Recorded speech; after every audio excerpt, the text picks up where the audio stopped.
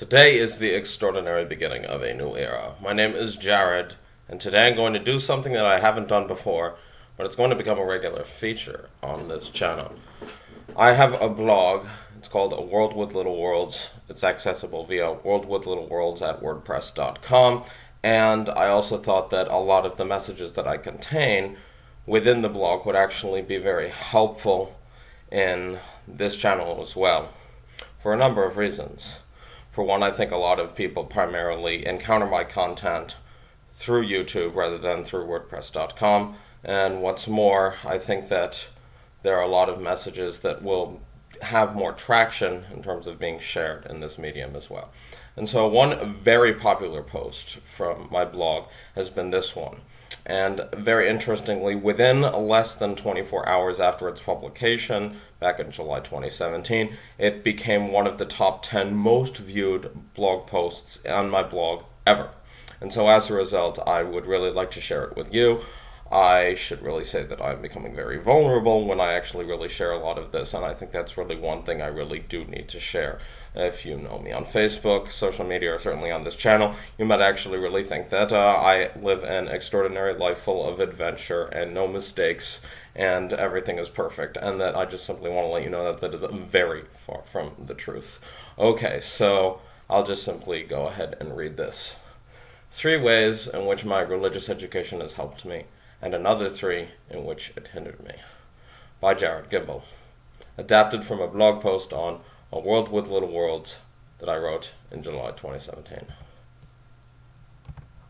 I have many sides to myself that I show on this blog. One side that's actually very important to me is the fact that I'm Jewish. I'm pleased to say that in Jewish communities throughout the world, that I am very far from the only one with a global outlook, and a curiosity about other cultures, languages, peacemaking, and bridge building. However, my relationship with Judaism hasn't always been very easy. During my preteen years, as well as my early teen years, including all of high school, I was very religious, and often had an extraordinary fear of a God that would punish me for every single minor infraction. I used to be genuinely afraid of a lot of things, but suffice it to say that I've become someone different since then. And while my own beliefs about God and Judaism are just as confusing as the topics themselves, I think that I could make any all-powerful God anywhere very proud with the work that I'm doing. Not also to mention the fact that Jewish communities throughout the world already look to me as an inspiration, and not just because I'm a synagogue cantor. That said, this is a topic that many of you have requested, and so allow me to tell you about how my religious background helped me, and other ways in which it held me back. In this post, I'll list 3 bad things about the role religion played in my life, and then 3 good things about it. 1. Religion sometimes made me afraid of the real world for a long time. Sometimes that fear still lingers. Sometimes it even causes me to look down on American popular culture in general.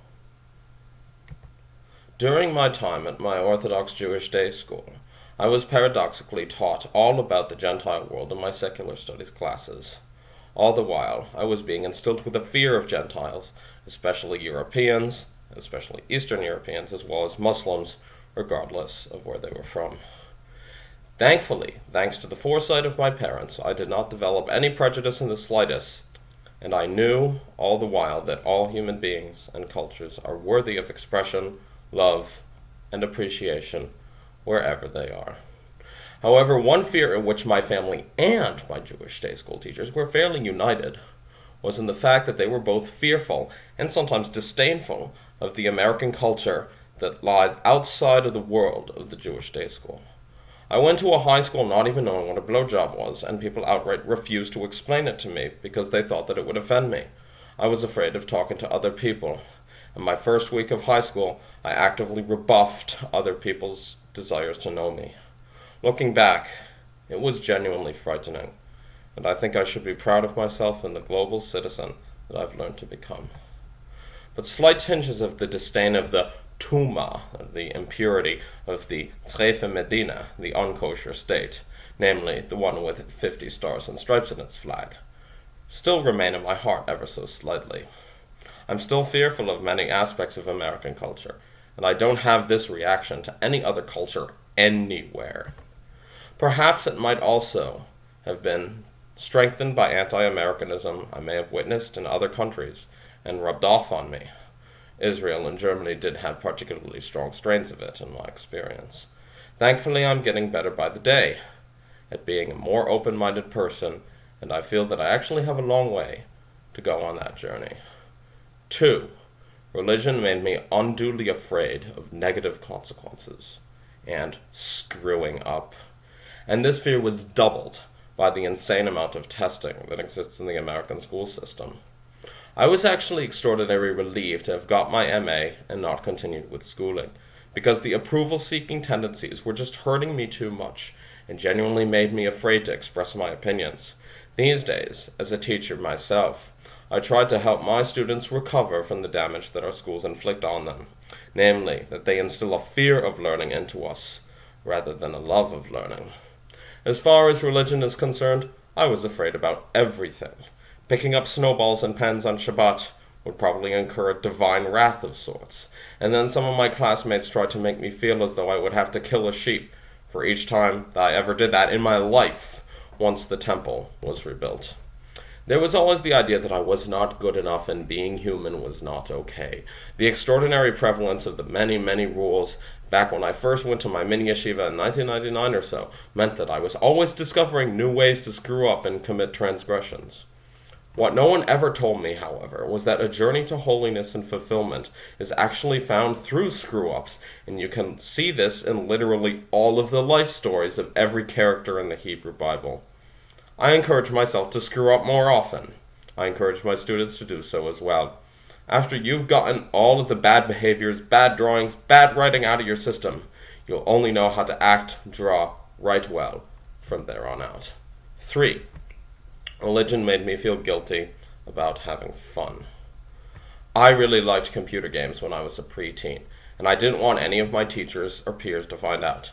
Back in those days, Age of Empires was a very big hit, and eventually other people would bring it into conversation, and I would feel uneasy about it, and I haven't even touched on the whole drama that ensued with Magic the Gathering, or even worse, or better, male-female dynamics. My teachers chided me against filling my mind with garbage, and I'm glad to be filling my mind with even more garbage and being called a champion and a hero because of it. And then this, too, was made worse by the school system because I was made to believe that these hobbies just meant less time for the SAT. But this brings us into another failure of education, which also seems to have strengthened all of the various negatives that my religious upbringing has given me, and that is the fact that it ignores the fact that Trojan horse learning, trying to get people to learn without having them realize it, is the most effective way. Suffice it to say that religion has also brought a number of extraordinary blessings to my life as well, and to my language learning journey specifically. It goes without saying that all skills are linked, you know. 1. Religion, education, and practice made me disciplined and focused on goals and results. It also taught me to have a firm sense of purpose. This was actually extraordinarily helpful in regards to language learning and goal acquisition. Visualizing negatives actually really helped with this. In the same way I had learned to visualize negatives in religious school, insult your siblings, no paradise for you. I had learned to visualize negatives in my professional life. If I don't learn Creole well enough now, there may come a time in my life in which my father's stories from his time in Sierra Leone will be forever locked out from me. Maybe if I learn it well enough, I could actually use it as a conversation starter, even though he doesn't speak it, and it could jog memories about things he never thought about telling me before. It also helped me with visualizing positives. If I do learn Swedish well enough, I can read the letters from my deceased family members. Not only that, but I will be able to speak the language of my ancestors firmly and fluently in a way that would make both them and me proud. If I do learn how to read and understand Hungarian, I will be able to partake of a culture that my grandmother's family saw them as a part of. I would be able to read the prayer books of my hopeful ancestors that came to this country and turn to these books with Hungarian on one side and Hebrew on the other as a source of hope when the world was going to pieces.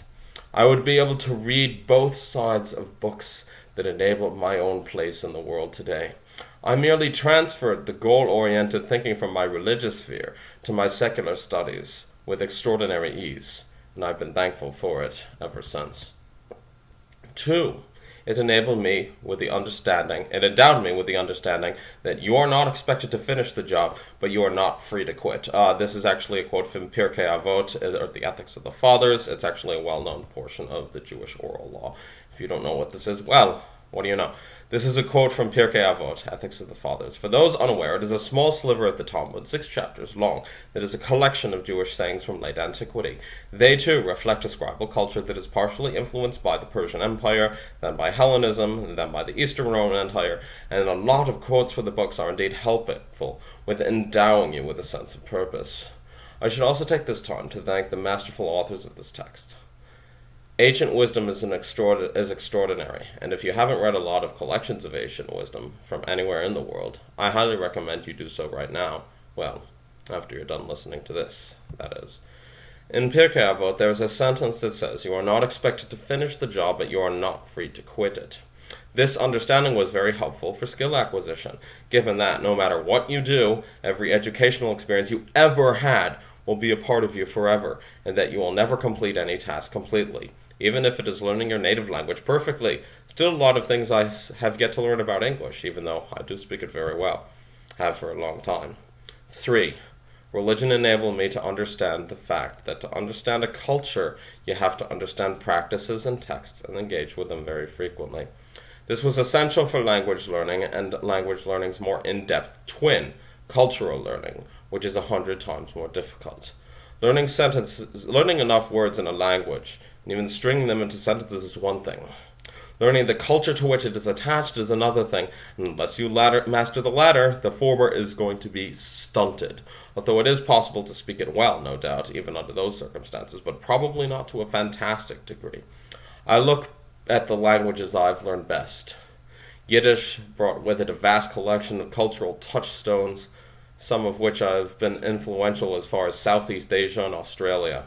Yiddish wasn't just words on a page. It was Chelm, and Heschele Ostropolia, and Avram Sutzkever, and Badchonim. Badchonim roughly explained, I explain all the concepts. Roughly explained, Town of Fools, trickster character in Yiddish folktales and theater, 20th century poet who lost his one-day-old son in the Vilna Ghetto, and humoristic performers at Jewish weddings that were trained in making the bride cry.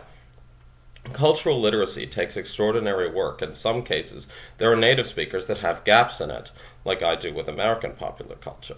That said, I've been in the reverse situation where I can name a lot of Finnish popular music artists, but then got told by a Finnish native speaker that she didn't listen to Finnish language music at all. Well, I don't tend to listen to English language music either, so I guess that makes 2 of us.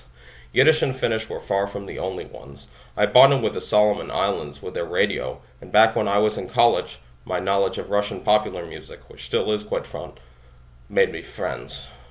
In New York, despite the fact that my Russian is significantly weaker than it was, it still makes me a lot of friends. Learning Judaism to me wasn't just about the commandments or the bagels of the Jewish summer camp I never attended. It was about the Talmud, contemporary Israeli culture, Borscht Belt comedians, Mickey Katz, and many others besides. So, here's the conclusion. Putting it all into one sentence. Religion made me fearful, but it also made me determined. I don't know what sort of life I would have if I were raised in a completely secular manner, but chances are I would be writing an article instead on 3 ways my secular upbringing helped me and 3 ways that it hindered me. It is what it is. What's there to say? So this is Jared letting you know that regardless of your life experiences, you can always achieve success in whatever way you dream of. Have a good one, and see you next time.